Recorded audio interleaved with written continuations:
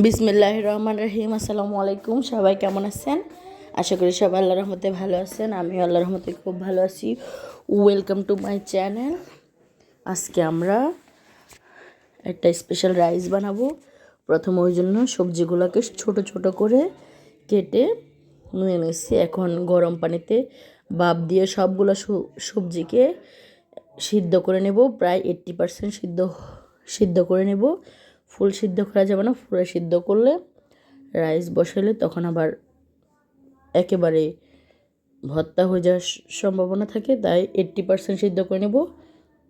এখন দিয়ে দিছি বরবটিগুলো সিদ্ধ হওয়ার জন্য। এভাবে সবকটা সিদ্ধ করে নেওয়ার পরে চিকেন নিয়ে নেব। চিকেন ছোট ছোট করে বুকের পিস ছোট ছোট করে কেটে তেলের মধ্যে ভেজে নিব। চিংড়ি মাছ ভেজে নিব তেলের মধ্যে। তারপর ডিমকে ছোট ঝুরা ঝুরা করে তেলের মধ্যে ভেজে নেব। ছোট ছোট করতে হবে। ছোট ছোট করে সবগুলা ভেজে নিয়ে আমরা মূল রান্নায় চলে যাব। চুলাতে বড় একটা কড়াই বসে তেল দিয়ে দিব। বেশি পরিমাণ দেওয়া লাগবে না, তেল সামান্য পরিমাণ দিলে হবে, কারণ রাইসে তেলের পরিমাণ কম থাকে। তেল দিয়ে দিলাম। তেলের মধ্যে পেঁয়াজ, কাজু বাদাম,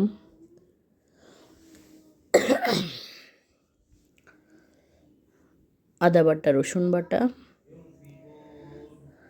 সব দিয়ে একটু ভাজা ভাজা করে নেব। তারপর দিয়ে দিলাম কিশমিশ।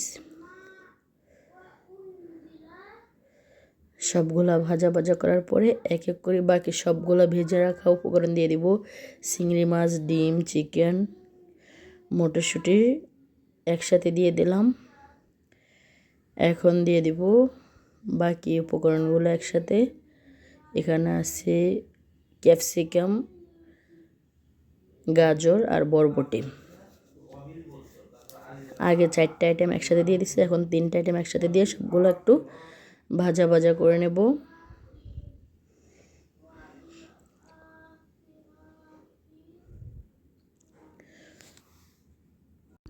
ভাজা ভাজা করার পরে আমরা ভাতগুলো দিয়ে দিব। ভাতটাকে আমি 80% রান্না করে নিচ্ছি। লবণ দিয়ে দিলাম পরিমাণ মতো।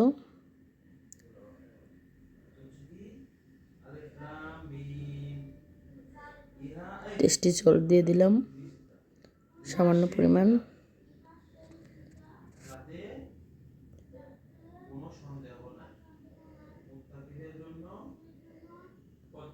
তারপরে দিয়ে দিলাম ম্যাগি রাইসের মশলাটা।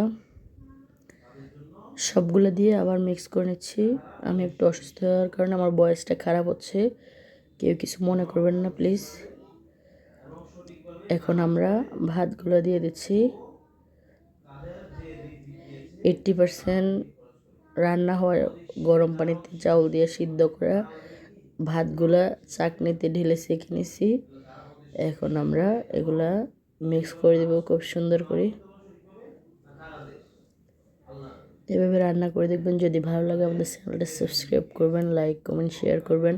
ফেসবুক থেকে দেখলে অবশ্যই ফলো দিয়ে রাখবেন। আমাদের সাথে কিচেন ভিডিও নামে টিকটক আইডি আছে, টিকটক আইডিতে যেয়ে ঘুরে দেখে আসতে পারেন। আপনাদের ছোট্ট একটা সাপোর্ট আমাদের জন্য অনেক বড় ইন্সপিরেশন।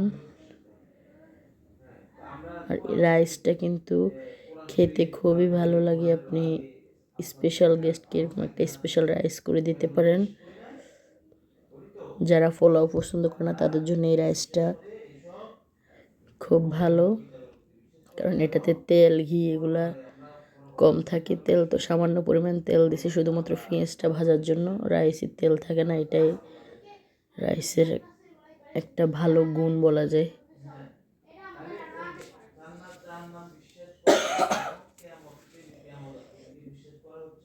সবাই আমাদের চ্যানেলটা সাবস্ক্রাইব করবেন, লাইক কমেন্ট শেয়ার করে দিবেন। আমরা অনেকক্ষণ ধরেই ভাতের সাথে সবজি প্লাস সব কিছু মিক্স করা পর্যন্ত আমরা নাড়তে থাকবো। একবারে মিক্স করে কালারটা ভাতগুলা কালারফুল হওয়া পর্যন্ত প্রতিটা ভাতের সাথে মশলা সব কিছু মেশা পর্যন্ত আমরা মিক্স করতে থাকবো। আপনারা এইভাবে করতে পারেন। আর এই রাইসটা আমার বাসার সবাই খুব পছন্দ করে। সবাই ভালো থাকবেন, পরবর্তী ভিডিওর জন্য অপেক্ষায় থাকবেন। আসসালামু আলাইকুম।